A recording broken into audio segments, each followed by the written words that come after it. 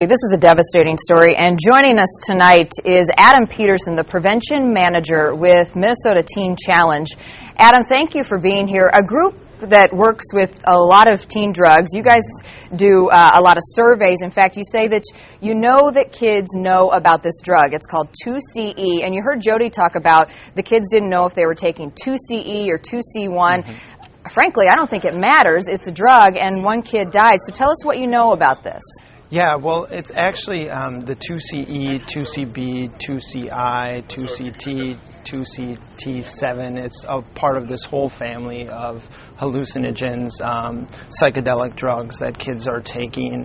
They're getting their hands on. They think that it's not as dangerous as a drug like ecstasy or acid or LSD, and the kids are using it, and it causes many different effects.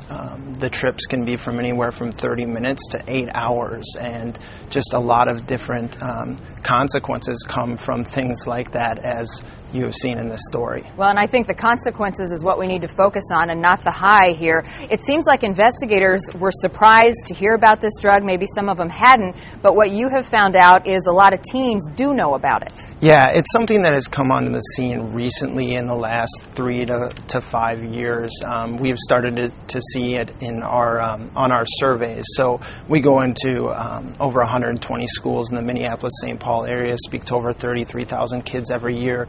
And on the surveys, we have a box for other, where many drugs are noted, and we research them and look into those. And in the area of Blaine, Anoka, Andover, but also in Bloomington, many different cities in Minneapolis and St. Paul, these drugs, 2CIs, 2CBs, 2CEs, have been noted by students. Yeah, obviously in Blaine there. A teenage mind, not fully developed. Sometimes they make bad choices.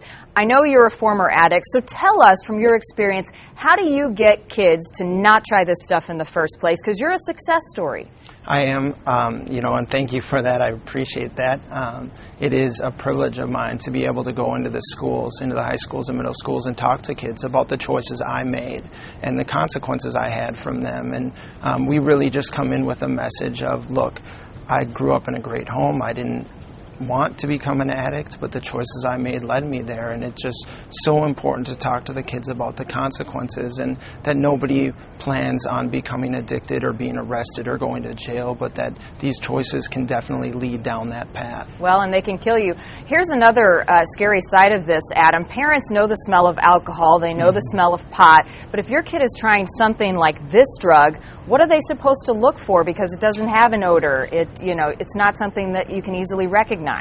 Yeah, dilated pupils, as well as just different behaviors. So erratic behavior, acting out, altered states of reality. If they're talking to themselves a lot, if they're noticing things that really aren't there, just different things like that are red flags. Yeah, a lot of red flags, and it's all about prevention and parental supervision here, knowing what your kid is doing. This is a very sad story. Adam Peterson, good information tonight. Thank you. Thank you. And if you want to learn more about the Minnesota Teen Challenge, we have placed a link to their website. They do a lot on prevention. Just log on to myfox9.com.